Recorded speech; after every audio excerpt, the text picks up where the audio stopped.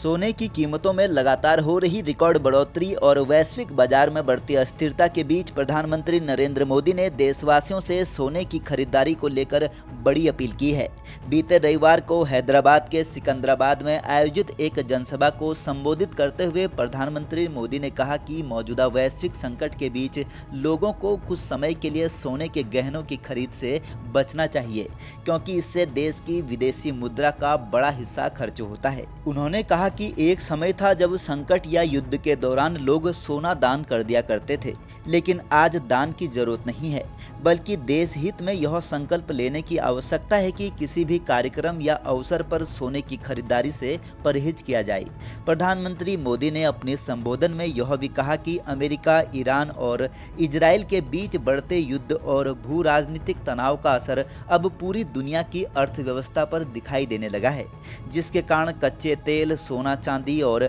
अन्य जरूरी वस्तुओं की कीमतों में भारी अस्थिरता देखने को मिल रही है। उन्होंने लोगों से पेट्रोल, डीजल और रसोई गैस का कम से कम इस्तेमाल करने की अपील करते हुए कहा कि जहां संभव हो लोग वर्क फ्रॉम होम को प्राथमिकता दें और निजी वाहनों के बजाय मेट्रो, बस और ट्रेन जैसे सार्वजनिक परिवहन का अधिक उपयोग करें ताकि ईंधन की बचत हो सके। प्रधानमंत्री ने विदेशी मुद्रा बचाने पर जोर देते हुए लोगों से कम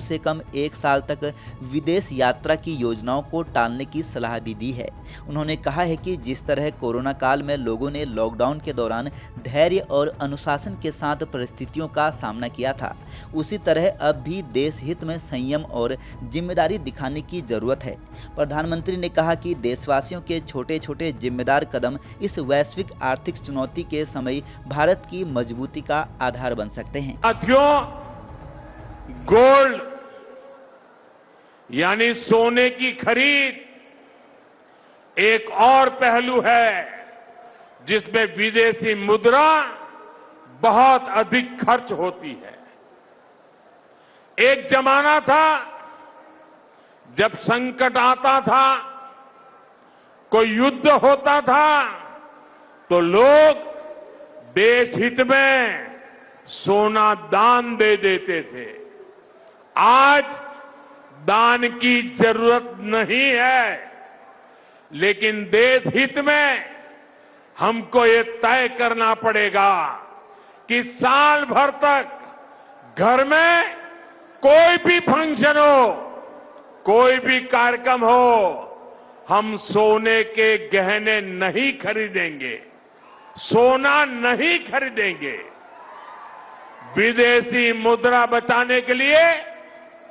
हमारी देशभक्ति हमें चुनौती दे रही है और हमें इस चुनौती को स्वीकार करते हुए विदेशी मुद्रा को बचाना होगा। बने रहिए पहाड़ से मैदान की हर खबर के लिए देवभूमि दर्शन के साथ।